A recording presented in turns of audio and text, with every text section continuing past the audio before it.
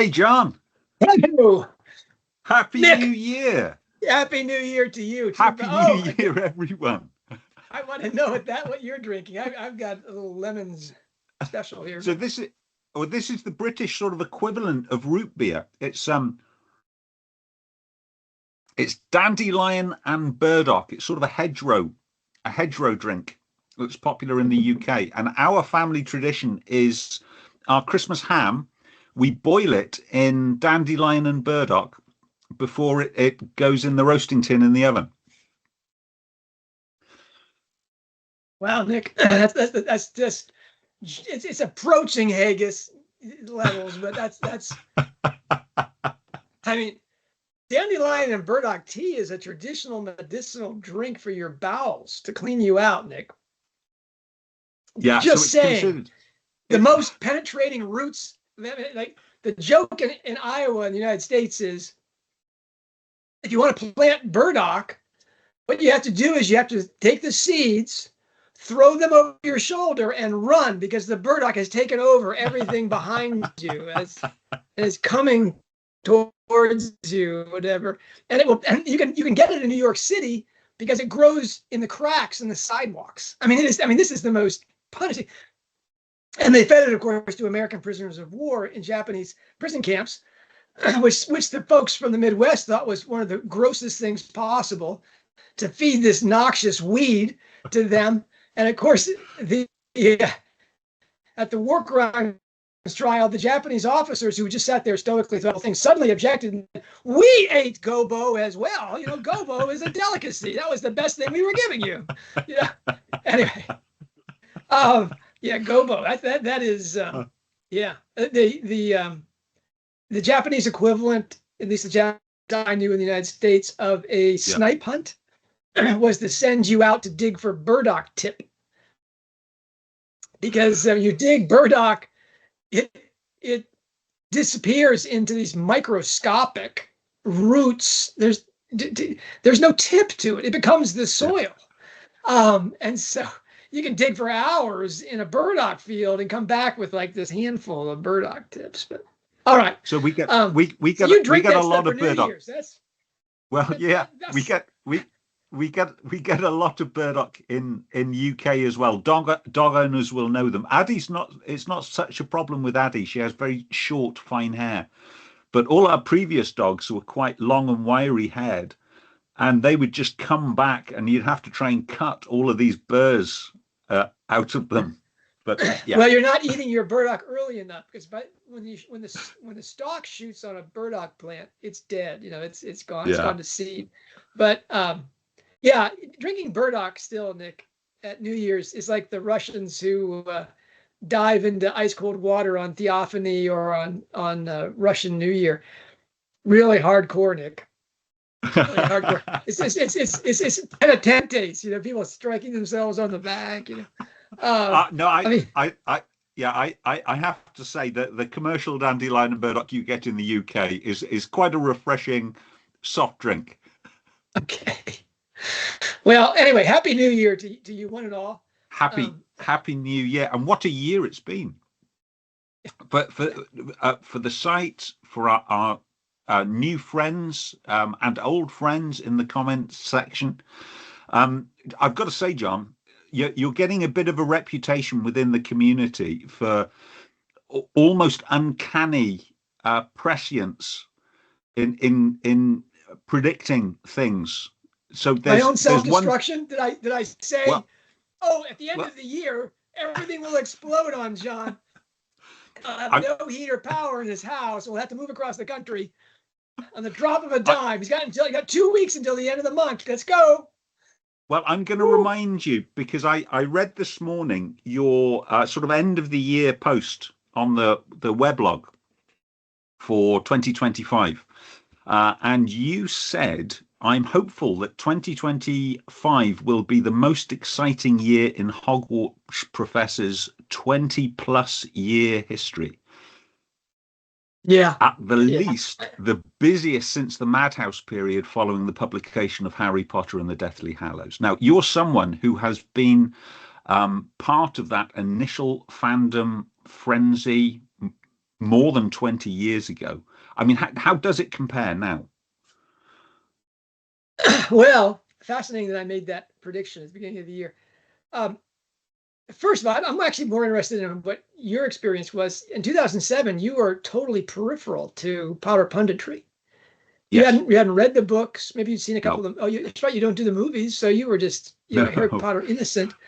So that's your difference. Yeah, but anyway, this year in Rowling Studies was not anything like 2007. That was a continuous love fest for Harry Potter and the series author. She was nominated for Woman of the Year by Time Magazine, all those things. I was on national TV repeatedly in the run-up to Deathly Hallows' publication, and the weblog and the podcast I was doing, and on the big channels, the book sales, the speaking dates, all that did numbers that they will almost certainly never do again. Rowling World in 2007 was the world, undivided. And I rode that tsunami wave for several years afterward. I mean, I published the last edition of How Harry Cast a Spell. I published, Penguin published Harry Potter's Bookshelf. Deathly Hallows lectures came out. And there was a lot of stuff going on there. The Ring Composition book came out. And times have changed, Nick. I mean, really, Rowling is a much more influential and consequently divisive figure today than she was then. Her legacy, against anybody's possible foreknowledge, is proving to be at least as great in the political realm as it is in literature. She's got almost 14 million people still reading her tweets, and her books are not selling that well. I mean, has Hallmarked Man sold 14 million books? I mean, definitely. So apparently the pre-orders on we're only getting bits and pieces of information. The pre-orders on Hallmarked Man have exceeded all of her previous pre-orders on Audible. So if that's some kind of judgment, Rowling has stated that if she had no money from any other property other than the Strike series, she'd still be a multimillionaire. She said that. So yeah. Well, that's good. I mean, it would be great to get numbers, but even if I had access, I'd pay to get access to the Nielsen book scans. That would still only give me a very partial glimpse of what the only people that really know would be Rowling and her agents when they deal with the royalty checks. Would give them a very good idea of how much they're selling. The bean counters. But I think it's fair to say that more people read her Twitter feed than are reading the Strike books day to day. I don't think that's true of the Harry Potter books, which are still being read by millions of people everywhere on a daily basis. They still crowd the top of the Amazon most read pages thing. So and most sold consistently. And now the all cast editions have come out. Actually, she's doubling up. So you look at most sold, even the all cast editions that haven't been released yet are still in the top 10. She has 14 in the top 20. This is funny. I went to Substack sent me a notice saying that we were number 82 on Substacks for fiction. And Nick, I'm Lockhart enough that I went through to see who were the 81 Substacks on literature that were above us. Who've we got to beat, John? Who've we got to beat? That's right. Well, nobody in the Rowling field. There's nobody with our niche. It's mostly for writer wannabes and people that have been doing this for years and years on Substack that have really large followings. Our following is still growing significantly on a weekly and monthly basis. So anyway, back to this. Rowling's legacy is, I think, is now when she dies. Yeah, they'll mention Harry Potter. They'll go through all of that, the Cinderella story, etc. Then they'll talk about Cormoran Strike, maybe, and just a few things. Depends on how big the Christmas Pig cartoon becomes. And then we'll get the discussion of the trans wars. And really, how she changed the world from just falling down the whole transgender, the gender theory extremist, chasm. She pulled the world out of it. She saved innumerable children and adolescents from mutilation, and castration. And now, that continues to play out. So really, her legacy is more political than it was then. But when you mention Rowling, there's some places I know I could never get. One of the places I have a degree is Oklahoma City University, but they'd never invite me there to speak because it would cause the whole campus to shut down. Just someone saying kind things about J.K. Rowling when she's a transphobic murderer. Anyway, our role at Hogwarts Professor has changed correspondingly to that. We sided with Team Rowling against the gender theory extremists in 2020, and we were canceled in consequence. No book deals, no speaking dates, no podcasts, because I refused to bend the knee to Potter fandom's collective effort to cancel Rowling as a transphobic murderer, because she stated simple biological and psychological truths. Oh, well. In 2025, though, as I hoped last December and January, we reemerged as leaders of the Royal Society of Rowling Readers. I'm still ostracized, of course, from Potter fandom conventions and the like, as well as from strike podcasts for reasons I don't understand. Nick, what's going on? Why don't they like me? But our conversations, Nick, we have an ever-growing following globally. Yeah. What's our number? 38 or 39? What are we up to? In terms of countries we're in.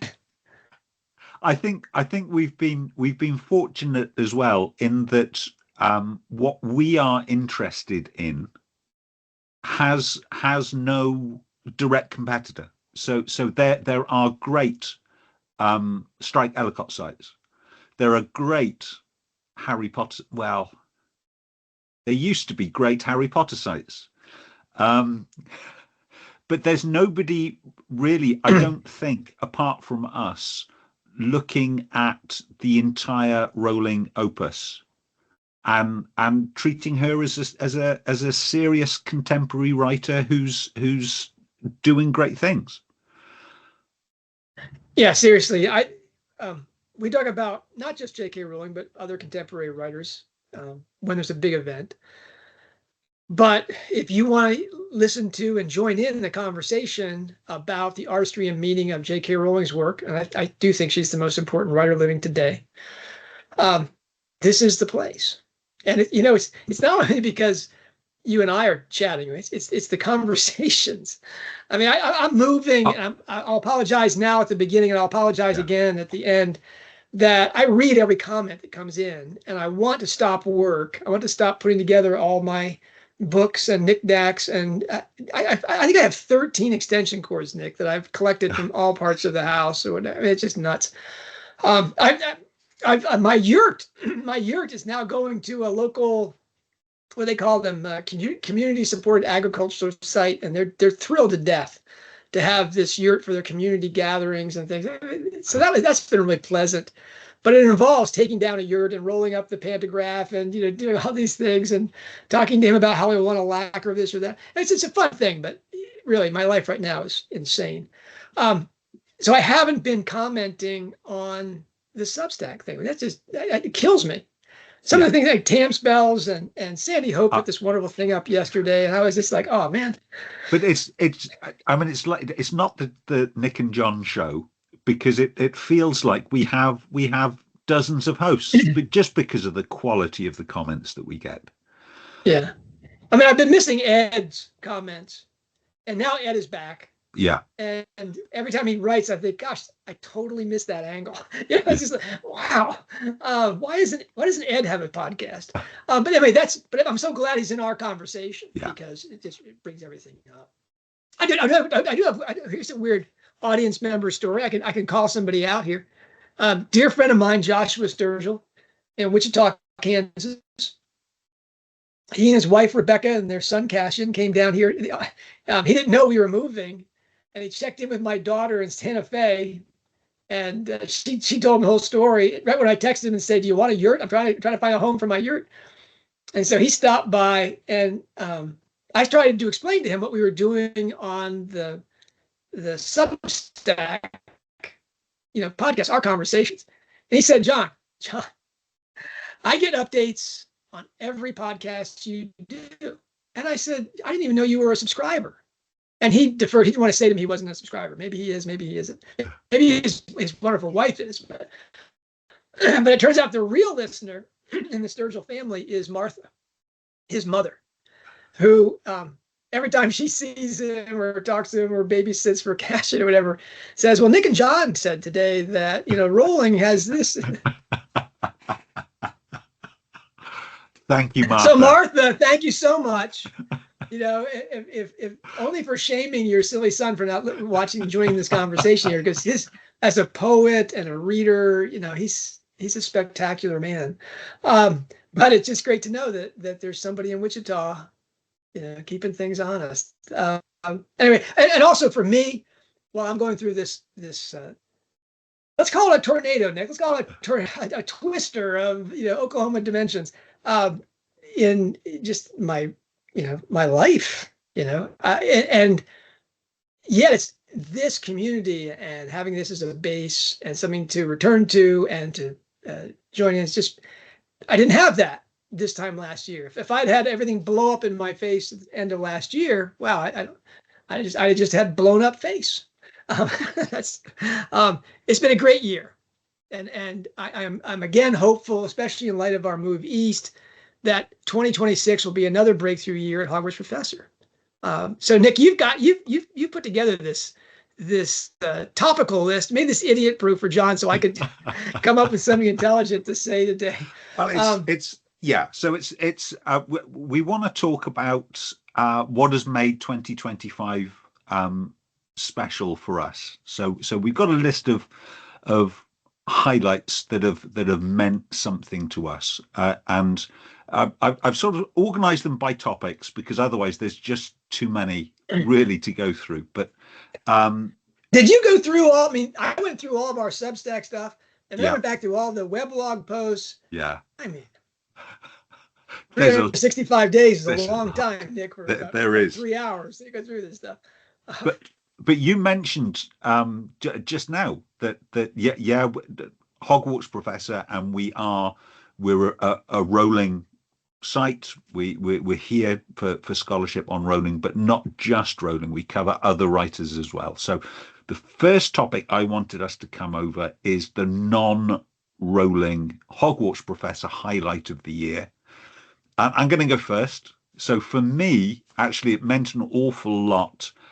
Suzanne Collins released a new book, Sunrise on the Reaping, covered wonderfully by Elizabeth Baird Hardy, and it's because of her posts on that topic spurred me to get over myself. I've had a hang up really until this year about reading children's fiction and young adult fiction, apart of course from Harry Potter, which makes no sense whatsoever because I clearly read them and love them. It's clearly the Twilight barrier. Your self-respect would not allow you to cross into Twilight land. I haven't crossed that bridge yet. Let's maybe I'm waiting for another Twilight novel before I'll cross that Rubicon. But I've read a lot of stuff. Swallows and Amazons. We talked just the other day about I Capture the Castle. But I've read all of Suzanne Collins' works now, all of the Hunger Games series, all of the Gregor the Overlander series, and those are great. What fun they are, and how startling and novel that the Hunger Games as a series is. I know it spawns some copycat since, but that's really down to the work that Elizabeth has been doing, and I'm grateful to Elizabeth for highlighting the gap in my knowledge, and I'm grateful to Suzanne Collins for writing such wonderful books. They have been a real highlight of the year for me. Well, Nick, Elizabeth, because she lives in District 12, she has an advantage over everybody else. I mean, she really is. I think she actually is Katniss Everdeen. Um,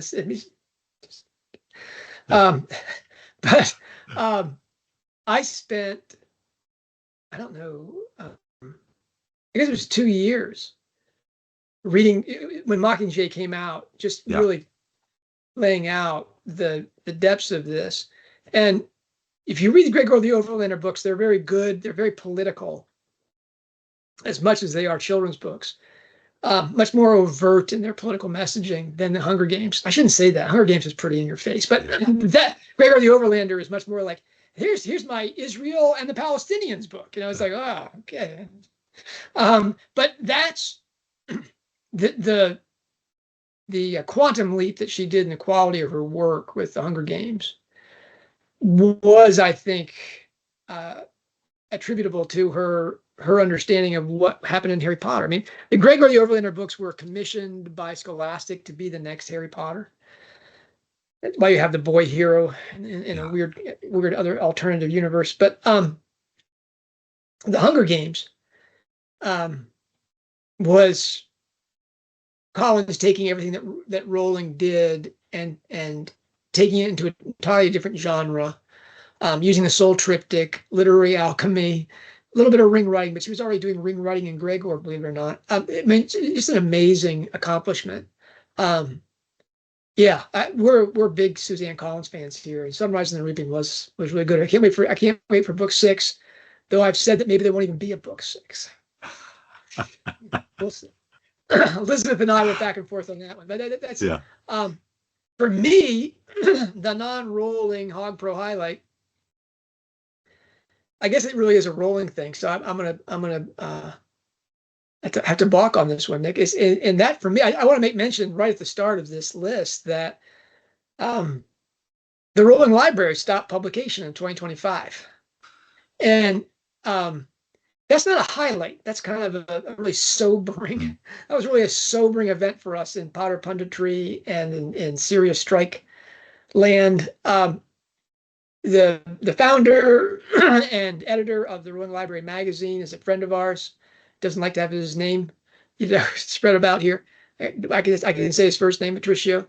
And I had the delight of meeting with him in Tulsa very briefly one night when he passed through here, because he lives in Argentina. I don't often get to Argentina, Nick, so it was so nice of him to come to visit Oklahoma. And really, those people who are not involved with international Rowling studies have no idea the debt that is owed to the Rowling Library, to Patricio personally, for all of the tools and just that magazine was coming out on a monthly basis. Had at least 2, sometimes 3 or 4 really high quality pieces from really the things that we'll never cover here. I mean, things like on the manuscript history, or something every month about the book collectors type stuff. And it wasn't just, goofy, shipping type stuff. These were all serious points by really devoted readers. And the Rowling Library gave not only those writers an audience for their work, but it gave the world that resource free in their box every month. And it was, I guess one of those things is too good to be true. It had to come to an end. But boy, when it came to an end, that's when I felt this giant wave of gratitude to Patricio and I won't name all the other people that were involved with that project and the Rowling Library, because it was really an international cast. So that was sobering. But I want here right at the beginning of this to say that 2025 to me in the memory bank is always going to be one of the first memories. Is going to be, wow, the Rowling Library just exited stage left very gracefully. Big, bonus final issue, and then gone. All of those articles are sort of still available at RowlingLibrary.com. All of his archives, all the treasures at Rowling Library are still there. And Patricia is still putting together tools for serious strikers and Potter pundits. So it's not all over yet, but the live in your inbox every month thing is over. So hats off to that crew. Yeah. Maybe there'll be good news in 2026. Maybe we'll find out what that group of very creative people is doing in 2026. No. All right, Nick. Highlight from the lake, Nick. Tell me what Lake Spring. What's the biggest news from the lake here? You're the lake man. I'm home. Well, news from the lake always comes in surprising ways so far, and this was a late entry because it's really only a few weeks ago we heard this. J.K. Rowling has a genetic blood disorder, and she revealed this on Twitter. And it was in part of a conversation about gender versus sex, and the fact that a female person has some illness or problem prevents her producing eggs does not mean she's not a woman. And she likened that to this condition that she has. She has a genetic blood disorder. That is a fault. It's not to say that she is faulty, but she has this disorder in her blood. It doesn't make her any less human, but to have it is not normal. It is a problem. It is something that requires care. Talking to somebody else on Twitter who has, and it may be a familiar name, von Willebrand disease, said, I have, and she used the acronym, I have VWD, and I have a card that I should carry. Rowling replied, I ought to carry a card as well, but it's usually in a different purse. So this is the first indication that she has VWD. Now, I had never heard of this before Troubled Blood. I've heard of people with haemophilia, but I've never heard of VWD, and I'd assumed, not doing any deep research on it from the book, it's an unusual form of haemophilia. Actually, this is incredibly common. I mean, low single-digit percentage points of the population have von Willebrand's disease, and it comes in different stages. I think it's really likely that the stage that J.K. Rowling has is not as high as Roy Phipps, because she isn't or hasn't been bedbound for extended period of time that we know of. But the real interest for me for these late revelations is it then makes you go back to the books. And yes, we've got Roy Phipps. We know he had a blood condition. We know that Roy had this anguish about his blood condition. I'm just a useless leader. Well, knowing that Rowling has this condition, almost certainly of a much milder kind, adds so much depth when you reread that. But not just that. I mean, just the title of the book, Troubled Blood. And then you look back at the other stuff that she's been writing. You look at the blood curse that we've seen in both The Cursed Child and in the Fantastic Beasts films, the maledictus. Again, it's a curse of the blood that can be passed on to your descendants. I mean, this is proper bubbling up in her lake inspiration stuff. Just fascinating to see it.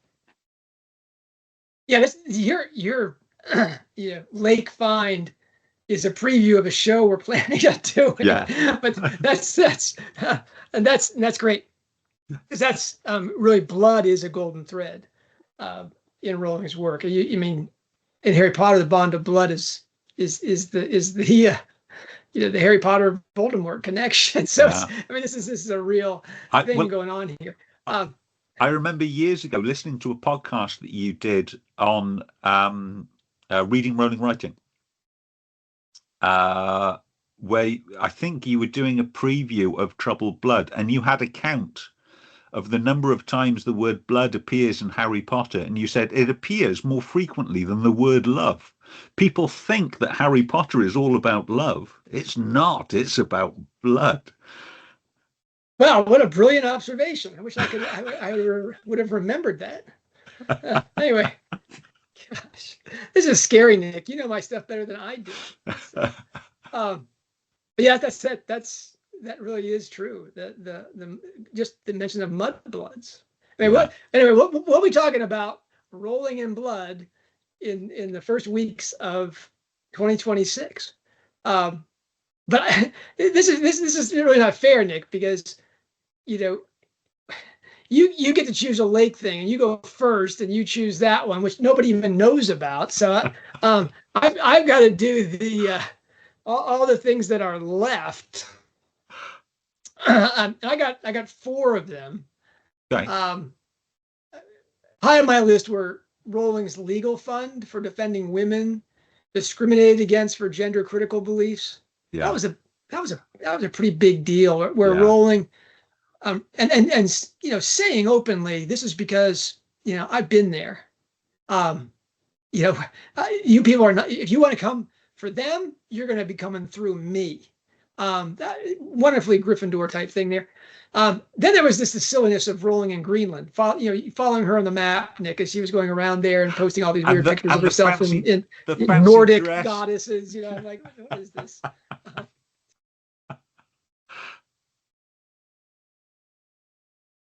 That was fun. Yeah, that was fun. I mean, Rowling having fun with her family and friends. That's great.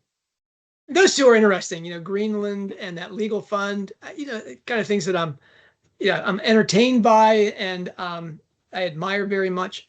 And then there's the reveals that she made about her lake, her core beliefs.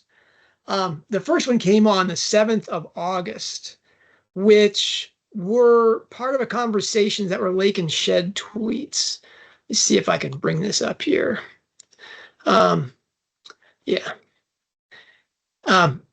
This is where she described to a writer wannabe that writing characters is a doubly subconscious process, and that Lake is the subconscious part of my success.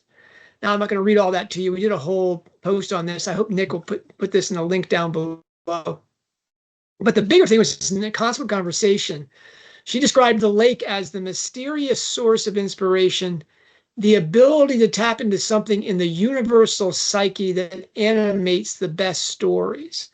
Now, there's no way that Rowling is using the word animates there casually. It's not like an animated cartoon. She's using it in the sense of anima, which is the soul. It's a large part of Jungian psychology, and the universal psyche has other Jungian resonances. And so this was a we talked at great length about this.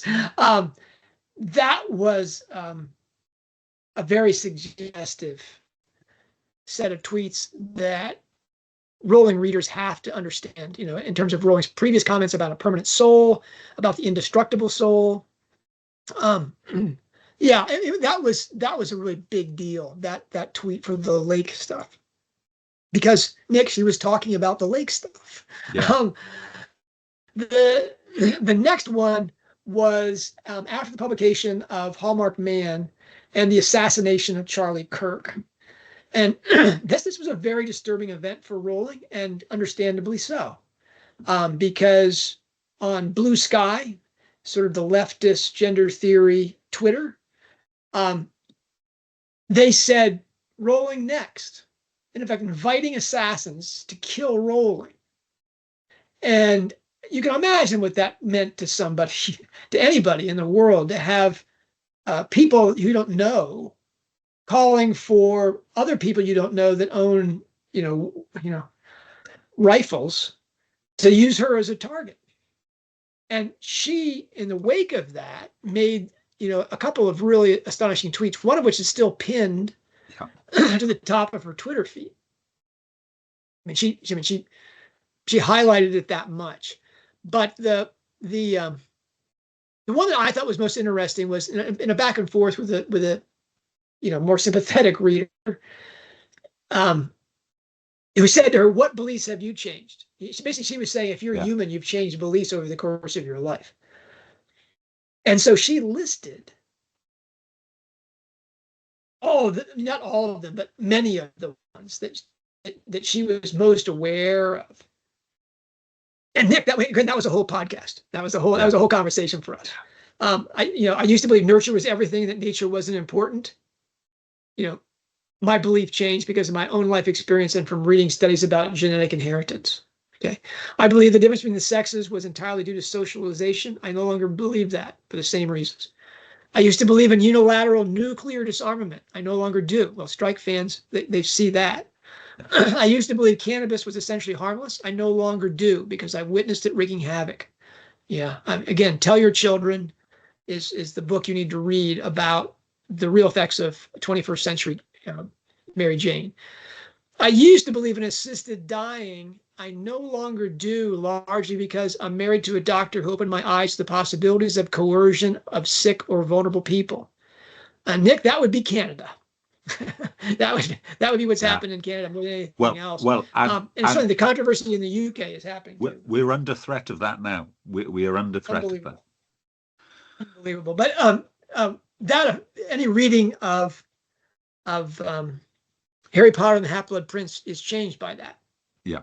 Because clearly, Snape's assisted dying of Dumbledore on the astronomy tower reflected Rowling's belief, which she has since changed. And it was a large bit of criticism, especially from Catholic readers, that found that murder to be unacceptable in terms of what it communicated to children about assisted dying.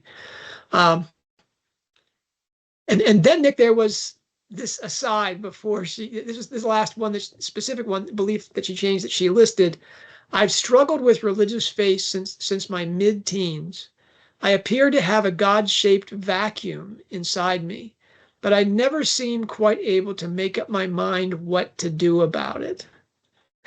Well, I'm most grateful for that thing because this conversation and the universal psyche piece brought Demetra Feeney back into my life, where she admitted to me and said, "John, your thesis has got 14 million readers," and that's that was anyway. We've had.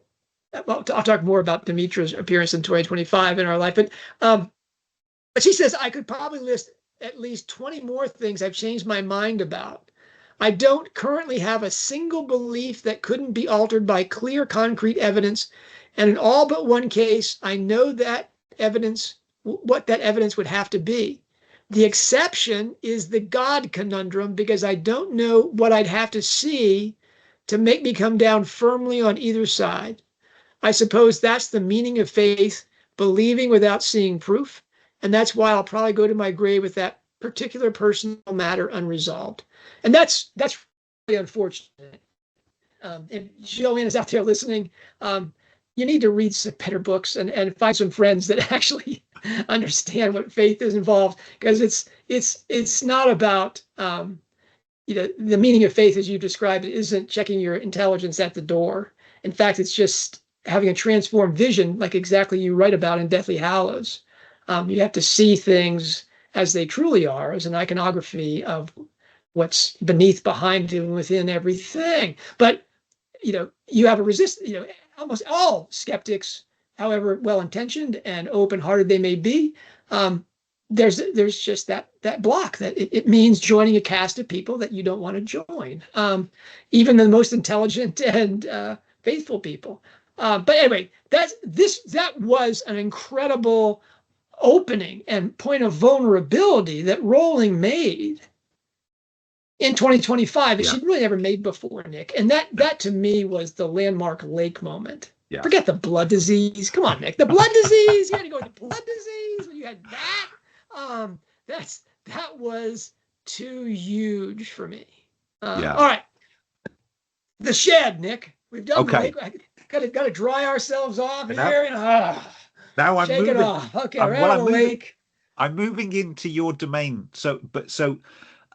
This is this year, Nick. We're not be talking here. I want to take a little time in the shed. I feel like I've got like a rented, apartment off the back of the shed now. You live there. Come on. Well, I'm gonna choose a shed tool that has profoundly changed the way that I read Rowling's work now. And we did a podcast show right at the beginning of the year, really, on pregnancy traps. And then with the Kanreki project, we covered Lost Child and Bad Dad and ghosts. And if you pay attention, as I've had to, because you participate in a conversation with John, he's a guy you've got to listen to. When I read Hallmarked Man, you can't move past any of those golden threads without going, well, here we are again. But it profoundly changed the way I read the new book. When, as I'm sure a lot of you guys do, when before a new book comes out, you go back and you reread the series to refresh yourself. Rereading books that I knew and loved very, very well, with that, John calls it a lens or a perspective, with that golden thread lens, is transformative. It changes the way you read the book and draws the series all together. Not just the series, but really the oeuvre, the entire corpus of what she writes. Yeah. And it's not just an aha moment of, I've seen that before. It's how is she using this here? What is the point of this? I'm with you, Nick. The golden threads, we talked about them. And really, as you said, I think it was in early January, we did the pregnancy trap golden thread. It was we only did 3 Rowling Studies articles or podcasts, January to June, through June. And yet we were working on these things and laying them out. That was, and the thing that was most requested from our ever-growing audience as we made our way through the Kanreki project, we'll talk more about that in a minute, was more on the golden threads. I think we devoted 2 or 3 episodes at the end of the month we did a catalog of we had 2 episodes where we did 8 golden threads per episode. I mean, it was a lot. And that's an aha moment that astonishes people. And we're going to do that with blood soon. Yeah. Which now that we have this, Rowling's a card-carrying bleeder. We can see why that may have been part of her thinking. But what does she make of it? I'm especially interested, Nick, in that Twitter header she did for Troubled Blood that had the esoteric, blood diagrams. Oh, do you remember that? Yeah. Hemoglobin. Yeah, that was pretty bizarre. But hemoglobin, as Dürer might have drawn a hemoglobin model. I mean, it was pretty bizarre. The golden threads, in terms of the shed, I mean, that wasn't really new to what we were talking about, but boy, did it come right to the front in our Kanreki review of the entire, everything she's written, and then focusing on that during that project. That is a lead up to Hallmarked Man, where it was like, start checking the boxes. Yeah. As you go through this. For me, though, the tool, the shed tool that I've talked about for 20 some years now, in mythology. It's really the forgotten shed tool. More precisely, it's the one neglected by even the most serious strikers and Potter pundits, despite our efforts here. That really came to the fore in the wake of Rowling's tweet post. Yeah. Her tweet after the Hallmarked Man kerfuffle, along with the advent of mythological maven Dimitra Fimi. When Dimitra Fimi, who's she's got her PhD in mythology and literature. When she says, "Yeah, John, let's talk about it," I was like, "Whoa, this is going to happen." I mean, I remember writing before Ink Black Heart. Here are the 7 things you've got to look for inside Ink Black Heart.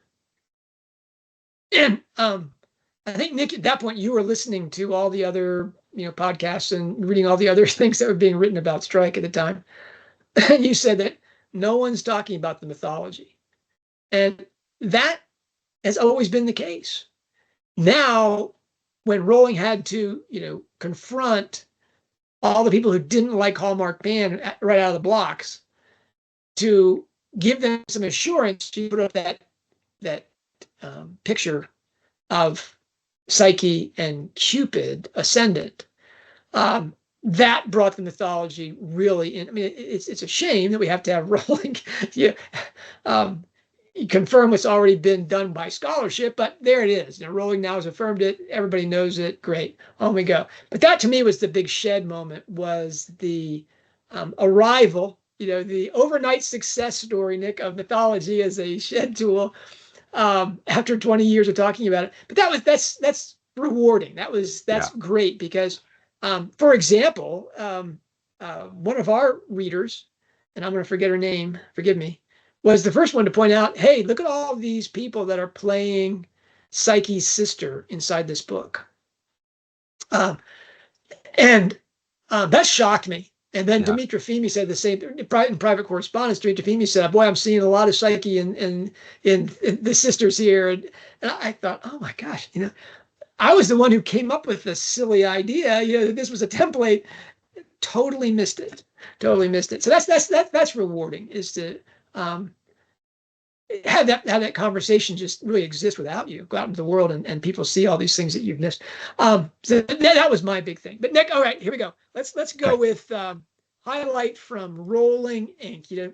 What part of the profit taking and the gazillionaire gilding, So I was there's so much opportunity for cash grabs. And why wouldn't there be? We call it Rowling Inc., but Rowling Inc. really is an industry. She supports so many people with what she does. And it was the release of the all cast audio editions. Now, earlier this year, for some reason, Audible chose me as part of a focus group to look at the pre-release artwork for the all cast editions, and I was pretty snarky, I think, because their aim for the artwork was, does it give you the impression of a full cast? And well, no, it doesn't. It's a picture of Harry, it's just, that could be anything. If you told me that this was the Slovakian book cover, I'd have said it's a very nice book cover, but it doesn't say this is an all cast. I was pretty snarky, and I was expecting this to be a fairly disappointing commercial release. Well, it wasn't. It was spectacular. The quality of the acting, the production, you can have quibbles with it.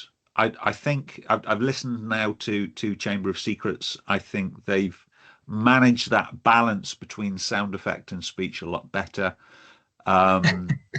But I was going to start making obnoxious noises here, Nick, to see if anyone could understand. Russell Paper. Whoa!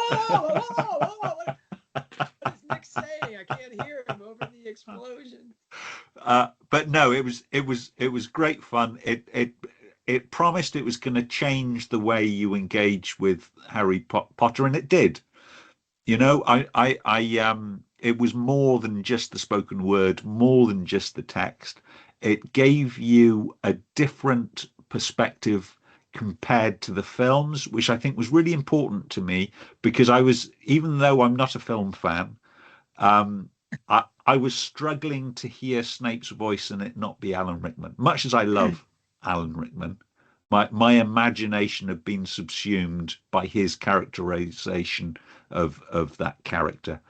And we've got a Snape that is nothing like Alan Rickman, and it is very good. So I think that's all to the power of it. So my opportunity to be really snarky in 2025 was foiled. Maybe I'm going to have to find something else in 2026. Oh yeah, we'll have that opportunity. Sure. But you listen to Chamber, and have you listened to I Capture the Castle full cast audio yet?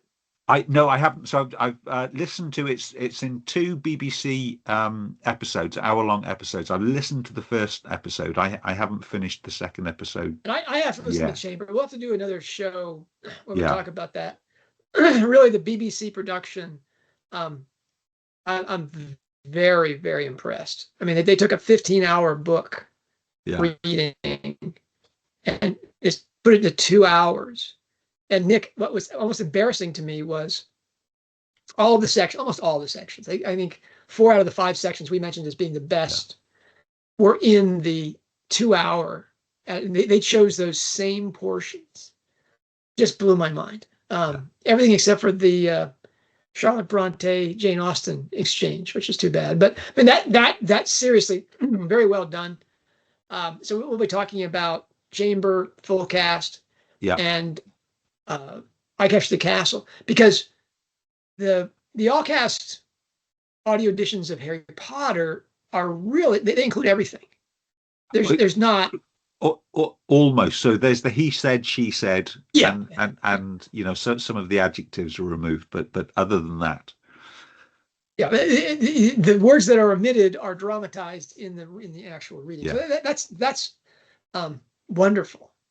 You don't get that with I Capture the Castle. They really just super condensation. But we'll talk about that in another episode. For me, the highlight from Rowling Inc. were all the casting decisions about the Bronte Studios Netflix casting decisions. Casting decision. How about that? We edit that out, Nick. Me saying casting decisions about casting decisions. Let me put okay. So, John, tell me about the casting decisions. Okay. Well, if I have to give my highlight from Rowling Inc., it's going to be the Bronte Studios Netflix casting decisions for the small screen, the TV adaptations, and specifically about Black Snape, because that was the subject of some of the best conversations at the weblog site that we've had in a long time. I came out hard in support of Black Snape in terms of how that would really cause people to re-experience Snape as an outsider, someone that was other. Especially, and I was saying, if Sirius Black were also black, that would be even better. To have a black Sirius Black and a black Severus Snape. But the blowback to that was pretty harsh. But some of it, there's specific readers that went back and just showed how a black Snape means you have an entirely different person than Severus Snape, and really pushed back hard, intelligently. There was none of this, it's all woke nonsense.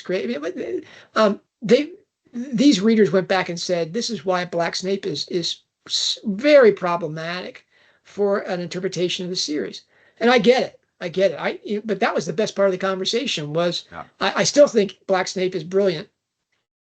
Certainly better than Black Hermione, which was just kind of stupid.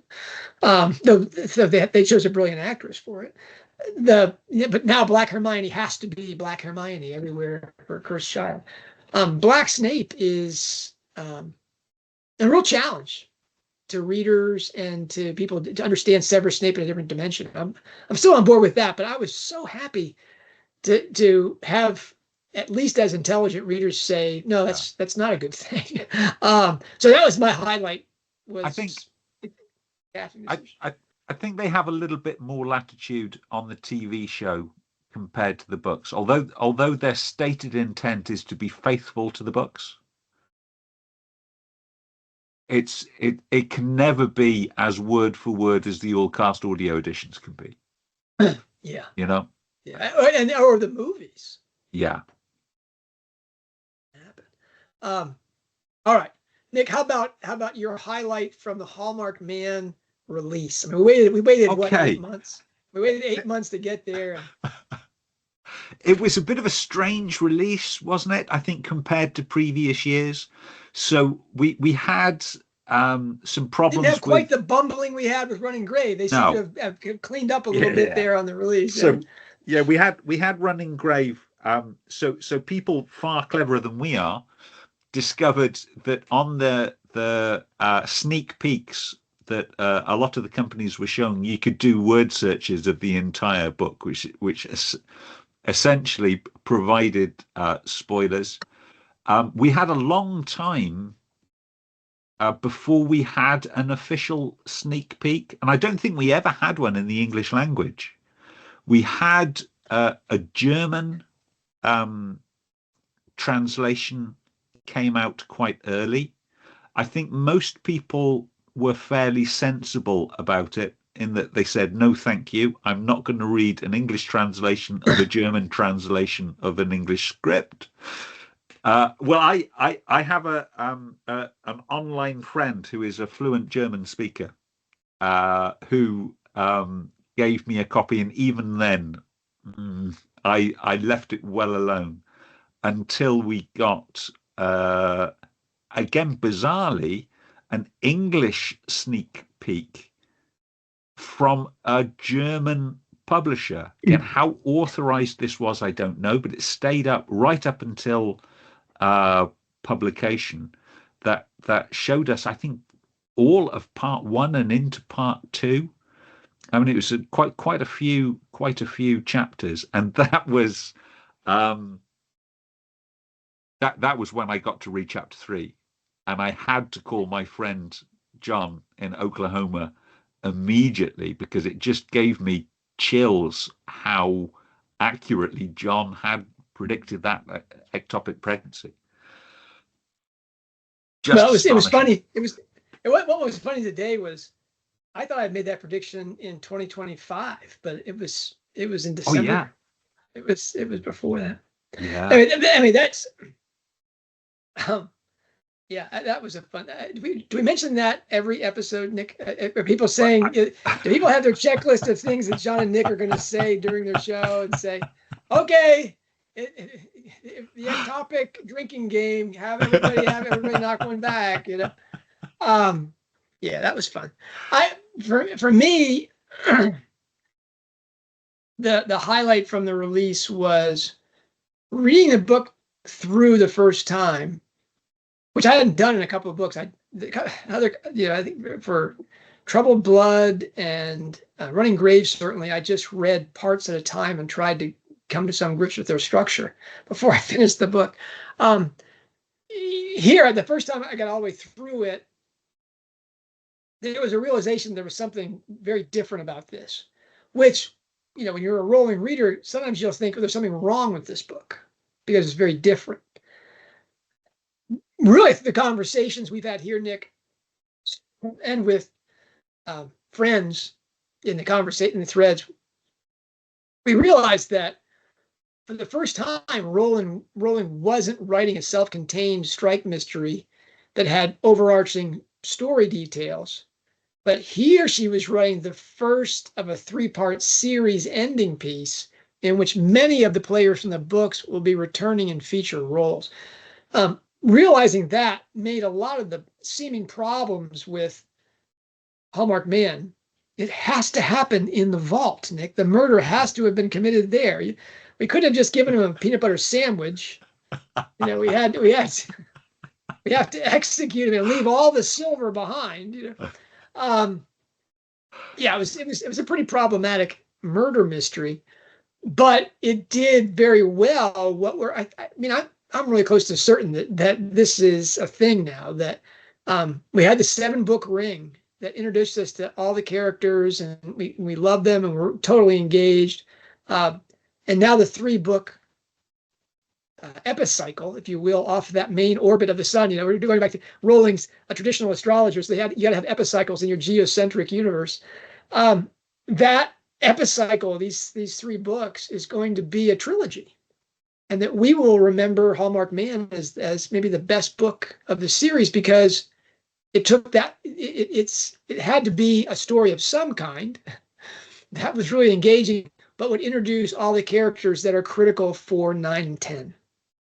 And maybe I'm wrong about that, Nick, but that to me was the highlight, was suddenly realizing this was a book unlike every other Rowling book, and that it was brilliant in execution. How brilliant we won't appreciate until we have 9 and 10, but you know, I just don't think that Dino Lancaster and Valentine Lancaster and Sasha Lagarde and crazy Mama Tara aren't going to come rolling back into Galbraith's novels 9 and 10. So that was a big deal for me. Nick, what highlight from that book 9 and 10 tease do you have for, you know, Hallmarked Man here? What that period post 9 and 10 tease? Well, I mean, we say that 2025 is the year of the Hallmarked Man release. In terms of Rowling and what she's talking about on Twitter and her headers, it's all been about books 9 and 10. Way back in January, we had the header for York Minster and the York Walls, which she stated, because people said, "Oh, is this Hallmarked Man?" No, this is book 9. Strike York, book 9. Okay. And then you've got to assume all of the subsequent headers have been either book 9 or book 10 teases, because they certainly weren't in Hallmarked Man. You think of we had the collection of dolls, we had the tree house, we had that street and fortification in Portsmouth. And then the pick of the crop is the one that's only literally just gone back. This was an early Christmas present from J.K. Rowling, was this charm bracelet. Now, Rowling and charm bracelets have got a history, I think it's fair to say. So she was first given a charm bracelet by her mother. That was stolen from her flat in Clapham Junction in South London, which she still feels bad about. She was given a charm bracelet by her publishers after the publication of Deathly Hallows. She wore that for the first time and lost one of her charms. I think it was the Philosopher's Stone charm came off it. She created to auction for the Lumos charity Harry Potter charm bracelet that was incredibly successful. So we're up to 4 charm bracelets now. We have got the finest Christmas present that Robin Ellicott has ever received. Now, from anyone. Now, this may only exist within the pages of the book, but it wouldn't surprise me if J.K. Rowling has also created this charm bracelet. So now we have, in the header, again, another real charm bracelet. So it's either the 4th or the 5th, depending upon how you're counting it. And this is the charm bracelet that she has stated, isn't going to be in the book. So it's not a charm bracelet that Robin gives to Strike, which would be a lovely, if cheesy, idea. This is purely clues to tease her audience. Now, we are the Hogwarts Professor. We are serious strikers. We are Potter pundits. We don't do any of this fan servicing nonsense. Except, of course, we do. It was great fun. So I put a post up on the WordPress site. Go and take a look at it. Link down below. We've got an engagement ring. Now, it's a different design to the one that we know Murphy has got in the cupboard. Murphy's is a silver band, probably white gold or platinum, and it's a solitaire diamond. This is a gold band, and it has 2 diamond stones in it. Now, that may just be because, it's tricky to find the exact ring you're looking for in a miniature version to put on your charm bracelet, but there we are. It looks like a different ring. We have an anchor. And she hasn't got that much money, Nick, so, she couldn't have these things custom made, right? Well, yes. So the one she's got and the one I found was for sale as an antique or vintage item, and was a few £100s. There is a gold anchor. Well, we know we've seen Portsmouth, if we want to be literal about it, and it's also, if you look really carefully, it's got a rope going through the stock of the anchor. That's called a fouled anchor, and that is a naval insignia. So you could take it as she's talking about Portsmouth and there's going to be a naval connection in Portsmouth, or you could take it as a symbol. And the anchor is the symbol for hope. Usually you'll find it on a charm bracelet in 3s with faith, hope, and charity. With hope being the anchor. Classically, Nick, the Greek word for anchor is Hector. Yeah. And so the hero to the Trojans was Hector. He was safety and security. He was the grounding force. Anyway, sorry. The symbolism of the anchor is the anchor is kind of like the lighthouse. is like you can make a lot out of it. I mean, Yeah. there's anyway, go on. Excuse me. I think likely to have more than one meaning. Then we have two sort of cartoon characters. One is clearly an angel. It's got a white dress, wings, and the other is a little less obvious. HogPro reader identified it. I thanked them in the comments, and I changed the post to include what she found. It is another angel, so we have two angels. Now, they could be Cupid and Psyche, or they could just be two angels, one colourful, one white. My feeling is it's as close as Rowling could find to a Cupid and Psyche charms. Is my feeling. We have a Trojan horse. So a lot of people misidentified this as a rocking horse or a hobby horse. It actually, I found the actual one that she bought. It was from a jeweler's in Harrogate, which is really close to Masham.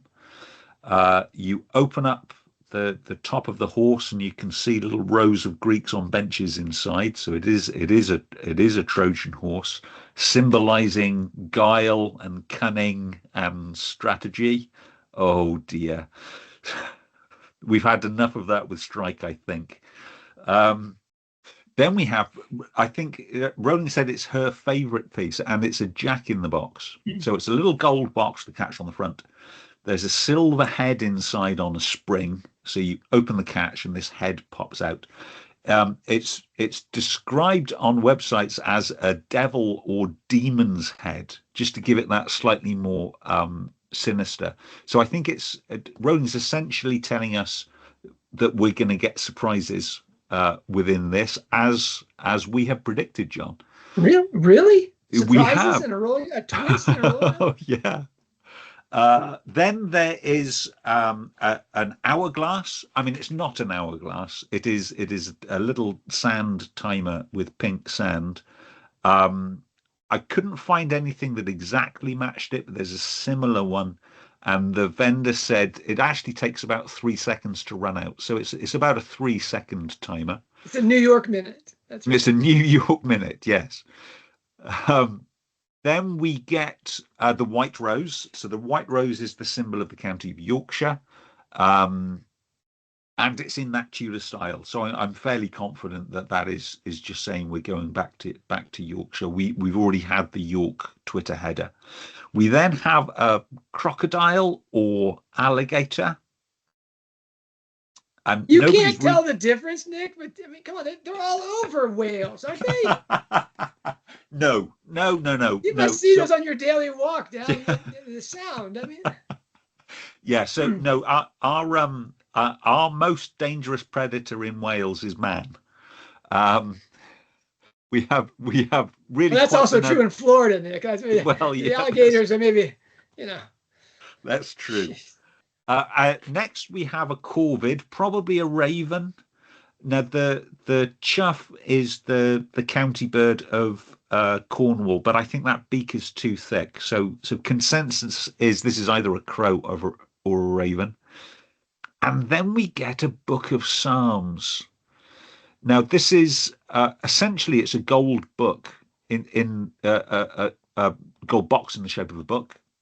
Looking online, you can find lots of them that are empty. You can find some in different designs that contain the Ten Commandments. You can find others that contain the Lord's Prayer. I found quite a few that contain Psalm 23. The Lord is my shepherd. But Rowling has said it contains Psalms plural. So there's more than one psalm in there. I think where it sits on the bracelet, I like to think one of them is going to be Psalm 23, because right next door to it is a classical lady's head, and that lady is Persephone. So if you've checked out the Cupid and Psyche myth, you will know that at the time of the myth, Persephone is in Hades as part of a job share. She's on time release. She has to spend some of her time in Hades. And Psyche is charged with stealing a pot of her beauty. Now, it's not really stealing. Well, it's confusing meum and tuum. So, has a nice bread and water meal with her. Yeah. Anyway. But yes, so I think if Robin Psyche is going to walk into the valley of death, I think Psalm 23 will provide her at least some comfort, which is a long way of saying, yeah, really enjoyed that fan servicing header from J.K. Rowling as an early Christmas present. Yeah, I mean, we, as the fourth generation of Potter Scholarship, Rowling Scholarship site, we talk about, oh, no, we don't do day-to-day tweets, and we don't do the latest book. We don't do the book that's coming down the line, and we don't respond to fan servicing things. But actually, we do, and we do them better than anybody else. But that's really not our priority. But what the heck? I mean, I read that 9 Charms thing, Nick, and yeah, I read every single piece, thinking, "Oh, wow, that's great. What could that mean?" I mean, you're not really a Strike fan unless you love that stuff. I mean, or a Rowling fan, unless you get your grins and giggles out of that. It's not the important work. It's not what people are going to be talking about 50 years from now. But yeah, that's one of the delights. And Nick, you're really good at it. I mean, it's embarrassing. It's like, how do you find that? But that Persephone Psalms thing, that's brilliant. Make sure that link's down below. Some of the Substack people don't go to Hogwarts Professor and vice versa, the weblog. I've already talked about my highlight for the book 9 and 10 teas. One was the fact that book 8 is a 9 and 10 tease. It doesn't really have a really satisfying story in itself. It's how the book introduces and foreshadows 9 and 10. It makes you go back and look at, for example, all the incest and think like, oh, wow. Looks like 9 and 10 is going to turn on an incest issue. Those are fascinating highlights for me. And then there was the Cupid and Psyche tease. I mean, that was... that, and in a way, that was more rewarding to me than the bullseye for the ectopic pregnancy. Everybody drink again. Ectopic pregnancy. But it was another bullseye, wasn't it? Because this was some years ago. You first posted about Cupid and Psyche being a template. Yeah, when Troubled Blood came out, it was part of my thesis too. It was just saying that scene where Strike and Robin are in their inner office and talking about being best mates and everything, and then the lights come on, and then and Robin pulls a knife. I was just like, wow, that's a little close. That's Cupid and Psyche, and we already knew that Strike as the son or the lover of Venus, and Robin as the psychologist. They already were fitting that mold. Yeah, that was a find. That was a real, for me, an exciting template that Rowling was using. And it was just, even I neglected it, as I was saying. Other people were saying, John, look at all these sisters. And I was like, oh yeah, maybe I should go back and reread the myth that I posted about. That was really rewarding. I don't know if Rowling was at that point just trying to offer solace to those fans that really were disturbed by the failed expectations that they had. The book didn't meet their expectations for what Strike and Robin's relationship should be at the end of book 8. And then she threw out this picture, Cupid and Psyche Ascendant, that pointed to basically our approach, Nick. I mean, it was like, hey, there's more out here than just the two of them, hitting the sack. And that was nice. All right, but really, Nick, if you just do the numbers on 2025, we had done 3 posts at the Substack site. I think 2 of which were articles. They weren't actually, conversations. And then we got to July, and things changed pretty radically. So I'm gonna. I remember you pitching this idea to me, John.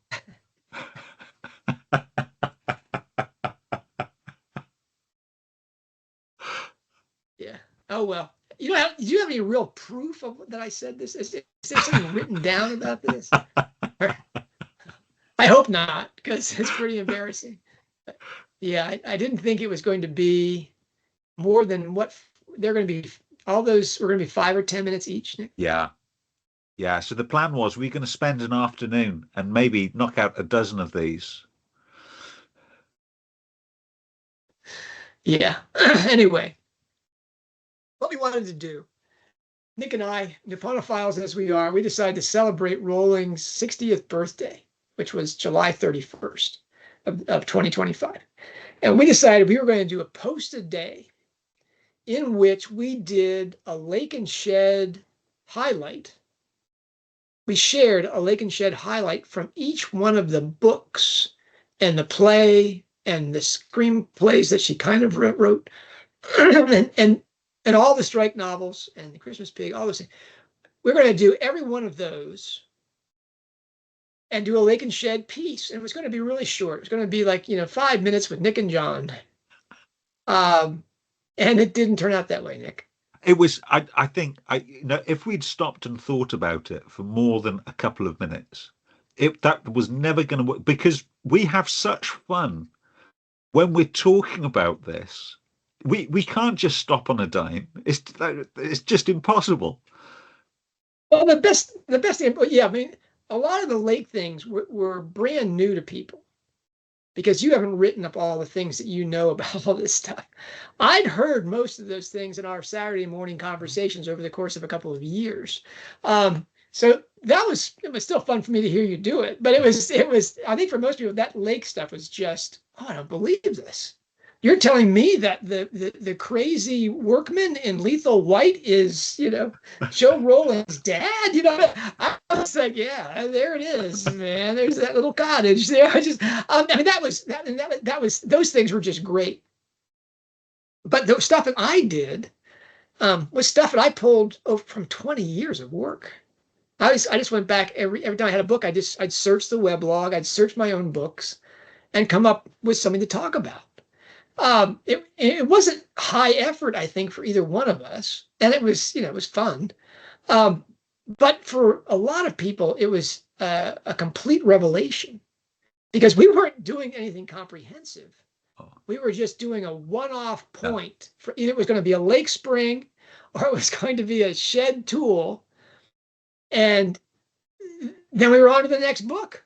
And it wasn't going to talk about, it was like a different thing every day. Now we did spend some days, Nick, doing 2 or 3 a day, and it was most of the day to do those things. But it was a lot of fun. It was a lot of fun. But really, the point of the thing, I mean, the goal was to shift the Rowling reader focus from the latest book to the work as a whole, the oeuvre, with 3 critical taxonomy categories of lake springs, shed tools, and golden threads as our guides or lenses. And that was, we were trying to make every day, we were going to hit on lake, shed, golden thread. And we did. The means to it was this Kanreki blitz. Kanreki is the Japanese word for the celebration of the 60th birthday. This Kanreki blitz of lake, shed, and golden thread highlights from all of Rowling's work in celebration of Rowling's 60th birthday, most of which was old stuff. Yeah. And the follow-up engagement with serious strikers before and after the publication of Hallmarked Man, the new, really did advance that 4th generation scholarship, goal.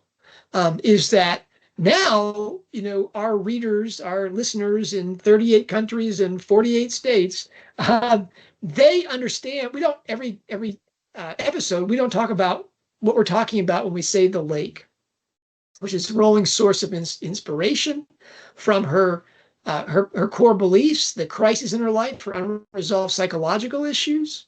That's her lake. That's what gives her the story in unshaped form, as she's described it in 2 or 3 public discussions, takes that unformed mass and goes, takes that metaphorically into the shed, and she pounds it. Almost all the artistry and the meaning is injected into it there. So it's not just her Mary Jane story and her wish fulfillment fantasies. It's something that has universal meaning. And that's really, I mean, her lake stuff is the accidental, means her openness to this kind of inspiration. And the shed is her individual genius as a writer. And the golden thread highlights is really the threads not only tie all the books together, but they tie the lake and the shed together. That was the means to it. And the results, there's that Churchill quote, Nick, this is not the end. This is not the beginning of the end. Go ahead. So so Churchill said, "This is not the end. This is not even the beginning of the end. This is perhaps the end of the beginning." Yeah, and that's from something North African. That's so. This was the battle. This was after the Battle of Al Alamein. So that was Montgomery's big defeat of the German forces in North Africa. Yeah, seriously, and what a victory it was. Seriously, when I talk about the results of what we did in 2025, it's not the end, Nick. No, we're not there yet. Yeah, short of, Rowling's saying, "Hey, let's move on and talk about the work as a whole." It's not happening, but we have we're nowhere near the finish line, or even, I think, the avalanche tipping point that an authorized critical biography will push us over that line. But we have cleared the forest, Nick, and we have prepared the field for that event. Work that will take another quantum leap forward in 2026, I hope. No, I'm sure it will, with our Lake Shed and Golden Thread Rolling Studies 101 online class. Anyway, this year, 2025, has been the year the Substack platform really took off. I was looking at the numbers. It was funny. We did 55 Substack posts in the years 2023 and 2024 combined. And then we only did 3 posts in the first 6 months of 2025. And we did 31 posts in July and 34 since. Today is the 69th post, Nick, of 2025. We have to get to 70 next year, because 7. You got to get to that 70 thing. But 69 is a wonderfully Taoist thing. It looks like the Tao. Those numbers mean that we've really moved this forward, especially with that engaging and there's an intelligent comment section below our stuff. It's really unparalleled, certainly in Rowling fandom.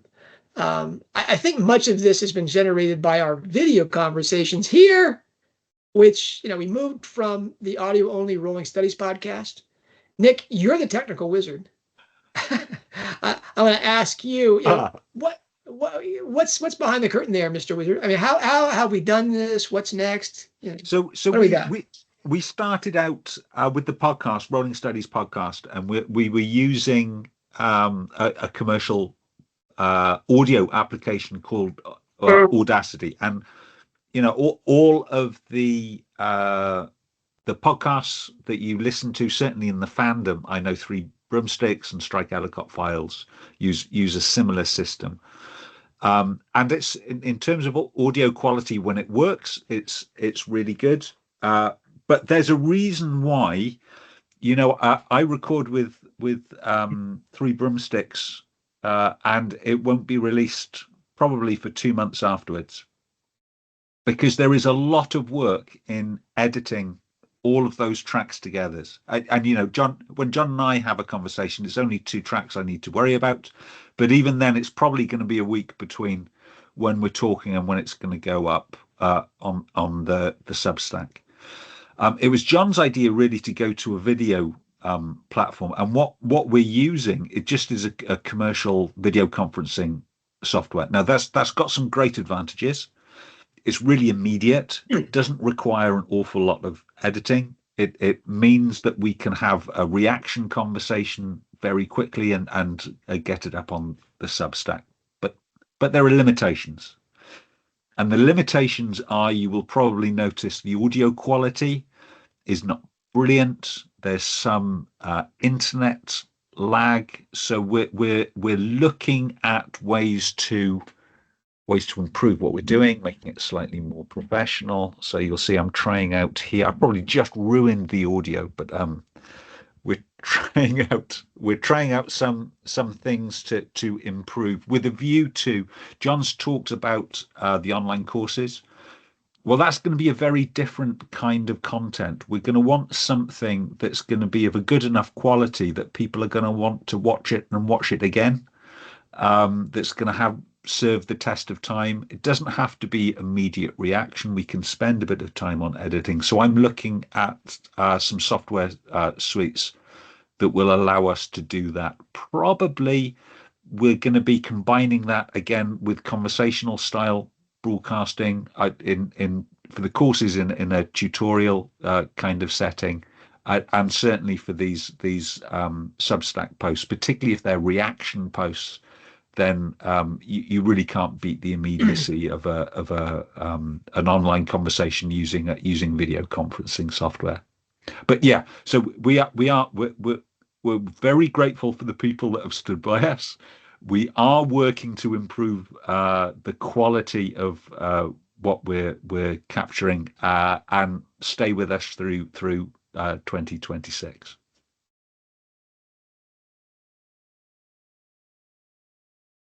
So that's one of my wishes.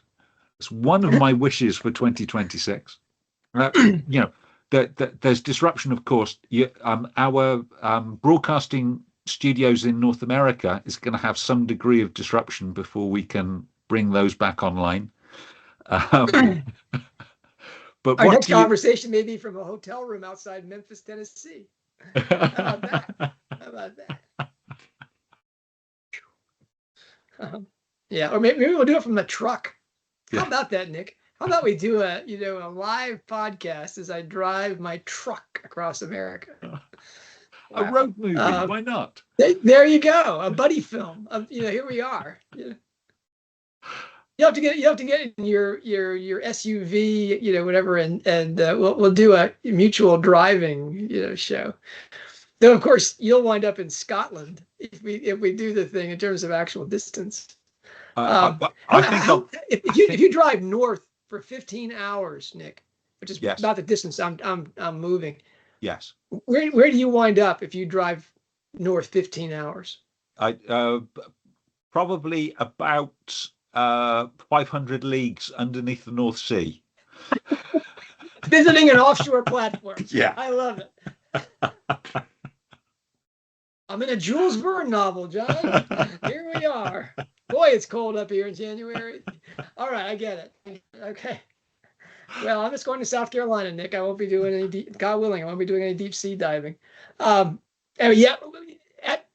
soon as settled in wherever I land in South Carolina, we'll finish the Hallmarked Man ring charting. Yeah. I want you to know, Sandy, I haven't looked at your charting yet, but I'm dreading it. I've been listening to the painful part 5 chapters while packing boxes. Very distracting. It's like one blow after another. I'm like, wow, does this have a happy ending? This is really terrible.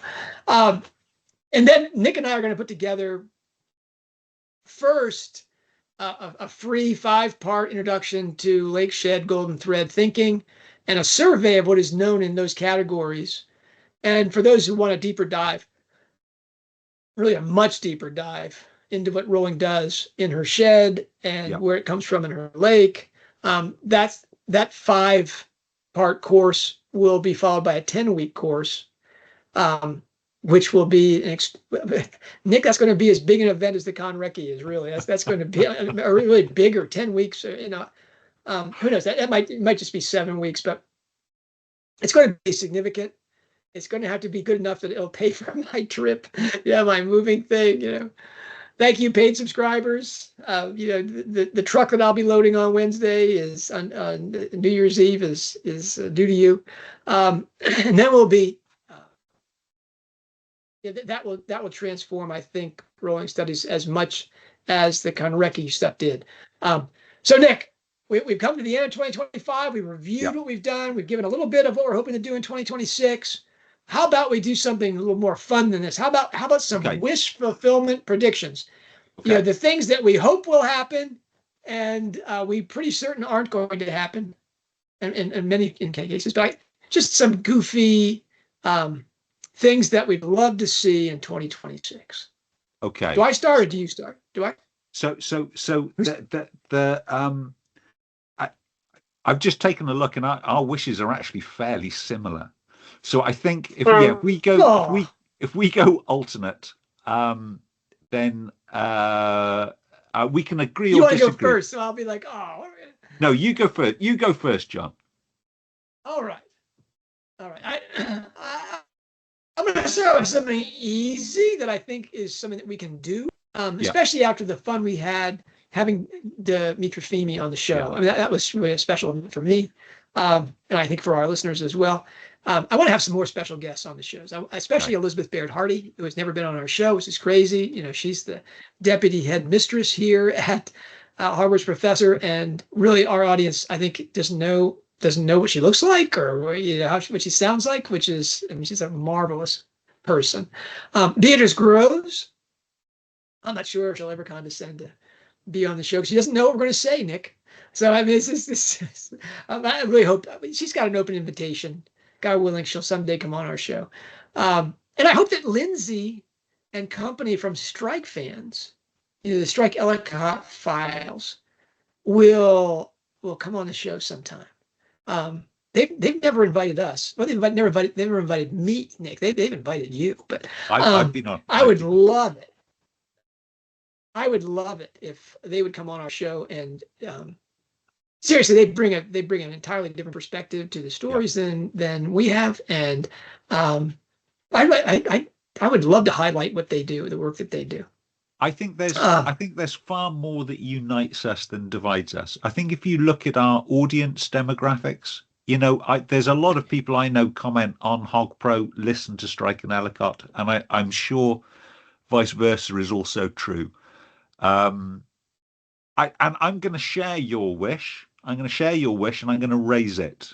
So I think that same group of people, with the addition of Demetra Feeney, I think should offer their services to interview J.K. Rowling. I am more than happy to act as an impartial invigilator for whoever wins the lucky golden ticket. But I mean, wouldn't it be great to have a proper sit-down interview with J.K. Rowling? We may have to wait for the end of book 10. But that's actually on my list of wish fulfillment fantasy predictions, Nick, is that Rowling would appear on our show. But really, to have Rowling appear on any show, anything where she would open herself up again the way she did, for example, with that Barmy Army Twitter interview. That was astonishing. Another one of those, Nick. Another one of those in whatever format possible. But yeah, if you want, I mean, it would be great if Rowling would somehow do a Willy Wonka type test, and all of us in Potter Strike fandom could apply to interview her. Give us how about the 10 best questions thing, where we'll send 10 questions to Rowling, and everybody and all of the other sites and fandom groups can submit 10 questions, and Rowling can either pull it out of a fish bowl with those Oranda fish in there, or she can just choose the best one that she's most comfortable with. Whatever. That's a great idea, Nick. Yeah. I like Willy Wonka. Maybe Rowling hates Willy Wonka. We don't know. All right. So my next wish fulfillment fantasy is that we'll get some news about the rumored critical biography, which would be more than just Rowling biographical reveals that she does kind of in an offhand way, like that blood disease. Oh, by the way, I've got VWD. You know. Oh, okay. That doesn't mean anything that your whole work is saturated in blood. Oh, okay. I really do hope that we'll find out that Rowling has chosen a reputable writer of critical biography that's familiar with her work, that she trusts with her information, that she'll allow her friends and family to speak to. That would be great. In terms of the lake portion of the fourth generation work, that is the seminal moment, Nick. You see how well aligned we are? I also wish that for 2026. And I think for me, we do have a critical biography coming out. Yeah. It's unauthorized. It's not by an older person. It's by a younger man. Yeah. Maybe that will stimulate the conversation. Maybe. I don't have very high hopes of any biography that isn't authorized. I think there's so much misinformation out there, and I know we do a lot of speculation on this show. We make a lot of guesses based purely on textual evidence, but we're always really clear when we're doing it. This is just speculation based on the text. This is not, and it does worry me what would make its way into an unauthorized biography. We also know, because we've been approached by people from Gateshead who claim to have some knowledge of J.K. Rowling that neither John or I finds credible. I worry if an unauthorized biographer may take some of these stories to be truer than they are. I'm laughing because I think I know what you're thinking of, Nick, the person who wrote us about Rowling's dating practices as a single mother. That was a reach. All right. My next one is just a one-off here, Nick. That Michael, the mysterious Michael, that some enterprising journalist in the United Kingdom does I don't think it's a long weekend of research to find out who Michael is and doorstep him. And that he'll tell, that he gets some Veritaserum and have that guy tell us what happened. What's the 7-year relationship and the breakup that sent her to Portugal? What happened? What happened? Is there a pregnancy trap involved? Is there a lost child involved? We don't know. We don't know, but we know that was the explosive year in which Harry Potter was, the inspiration for Harry Potter comes out of Rowling's Lake, when her relationship with Michael was really in difficulty. I'd love it if they find out who Michael is or was and get him to talk. Nick, I think I'll probably be eating cheese on the moon before that happens, but still, I'm hopeful. That's the point of wish lists like this. We don't have to be realistic. I'm going to be really realistic. J.K. Rowling is a professional writer. I don't know if this is news, but she does this for a living. I want a book, John. I want a book in 2026. And I'm not talking about Strike 9 or Strike 10, although I think it's we have a less than even chance of getting Strike 9 in 2026. But really, yeah, I maybe I was just too optimistic for the Hallmarked Man.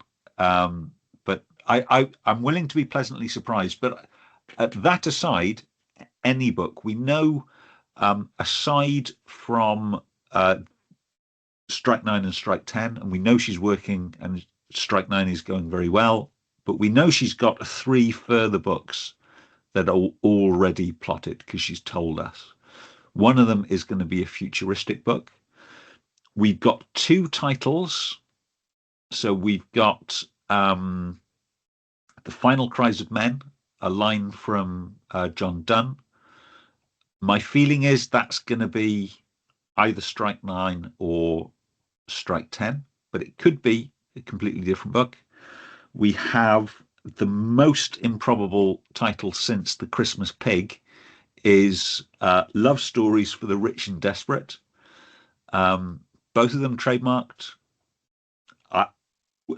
Christmas Pig surprised all of us when it came out. The Ichabod not you so much. Well, not you so much. The rest of us. There's a little bit of hindsight in that as well. But yeah, my hope is we get a book in 2026, and I'm really intrigued to find out what the three we know she's got plotted are. Okay, I'm going to follow that up by saying that I'm hopeful that we'll get Strike 9 in 2026. And the reason that I'm oddly enough hopeful about that is because of how much time it took her. I mean, the fact that all her Twitter headers, as you pointed out, for 2025 were Strike 9 Twitter headers. Yeah. That she's been working on this all this year. We haven't gotten the title yet. So in terms of the timeline, this is a foolish prediction, but it's wish fulfillment prediction time, folks. Yeah. I think that this lines up with our ending trilogy theory, because all the work that Rowling had to do to finish Strike 8 was to make sure it lined up with 9 and 10, and the things that she needed for 9 and 10 were properly seeded to grow in 9 and 10 to be harvested at the end of the book for the biggest twist in English literature, even bigger than Austen's Emma, Nick. And that really the appearance of Strike 9 in relative close proximity, within a year's time, to Hallmarked Man would confirm the ending trilogy theory that she's already got this in place, and she wants to move this thing out. I'd be happy she just said, "Hey, Nick, that idea you guys have, you're right. It's the ending trilogy thing. You're right." She hasn't talked to you since Barmy Army has. No. Have you had any responses from her? No. I'm going. All right. What's your? You got two more or one more? How many you got left here? I've got two more, I think.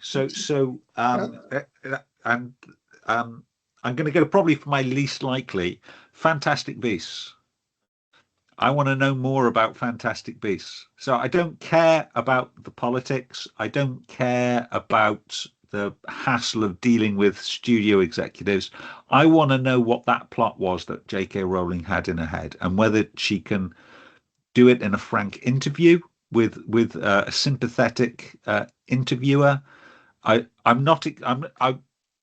would love for her to novelize them, but I don't think that's going to happen. Certainly not in the near future. But I'd just like to understand what she was trying to do, so we can get some idea of what we've lost. Really, I think we've lost something quite special, and I think that needs to be explored more. Huh. We have a date, don't we, for the Bronte Studios Netflix TV adaptation? So, it's 2027, isn't it? No.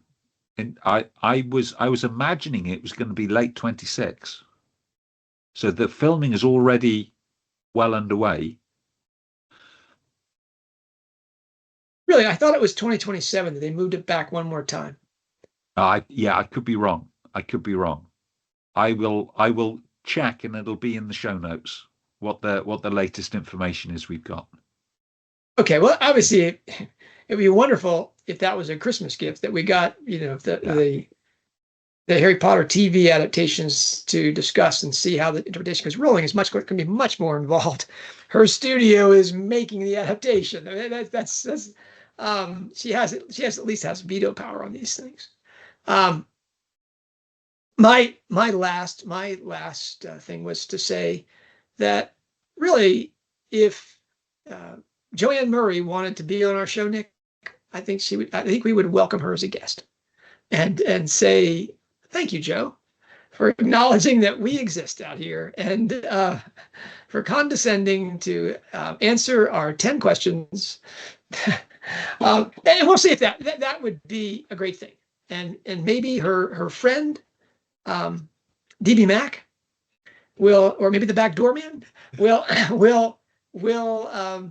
push her to have this kind of conversation with us about 10 questions that we have.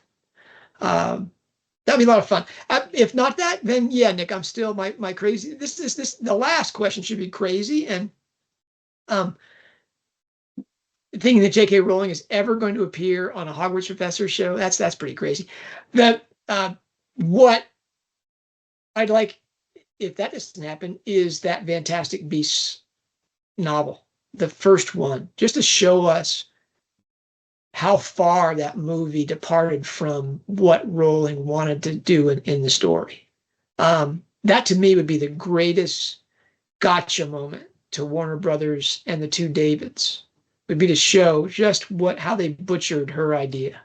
Anyway, that's my anti-movie, pro-Joe wish fulfillment fantasy. What's your finale, Nick?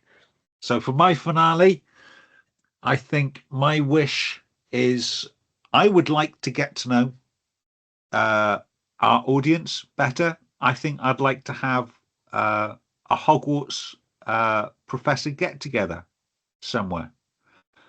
And my wish for us and for all of our viewers is to have a happy, healthy, interesting, surprising, miraculous New Year. Oh, you're just going to drop that idea and not, the convention, what, do you have any, venue ideas? Do you have, come on, Nick, give me some, So looking, would you descend from the heavens and come to the United States where most of your listeners live? Looking at the do we all have to fly to the UK for this? Looking at the demographics, it's so people have suggested Hawaii as a nice sort of midpoint on the globe. I'm not quite sure how they work that one out. I think Tokyo's a little closer to midpoint, isn't it? Yeah. Let us know in the comments down below. Yes, maybe we could do 2 get-togethers, something in the United States and something in the UK. But yeah, I'd really like to reach out and get to know some of you guys better. That's great. Just please don't suggest that we do it in Oklahoma City. That would break my heart. We're thinking a little closer to Greenville, South Carolina. Get a little closer to that, or maybe even Asheville, North Carolina. That would be a lot of fun for me. I know there's a lot of convention centers in Charlotte, but anyway, that would be a great thing to have a live thing. But of course, wherever we do it live, there would also be, plenty of access to that kind of gathering online. Yeah, we're not gonna close anybody out. I just like to meet some of these people. Yeah, I mean, this is my That'd online family here. Yeah. Oh yeah, that would be great. Thank you for closing with that. That's a great thing. I want to once again express my apologies for my limited commenting on the threads here and on YouTube and other places. Nick, you're telling me there's threads everywhere, and I don't get the YouTube comments. Do you go there? Infrequently. It's something we're going to have to get a system together, I think, in 2027 to 2026 to sort of get all these comments together, so it's easier to view. Okay, so I mean, apologies again. That's really the best part of my day, is reading the comments people make. They're really thoughtful and challenging and engaging, and I'm just, yeah, that's great. Oh, but there's a wall of bookshelves falling over on me. Yeah. And I want to thank you for your patience, everybody out there, for your patience, support, and prayers since November and in the coming month as my family moves. It's especially the personal notes I've been getting in the comments and via John at HogwartsProfessor.com. That's kind of the wind in my sails, as they say in the Navy. Thank you very much. Thank you very much. Happy New Year, everyone. Happy New Year, John. Happy New Year to you, Nick.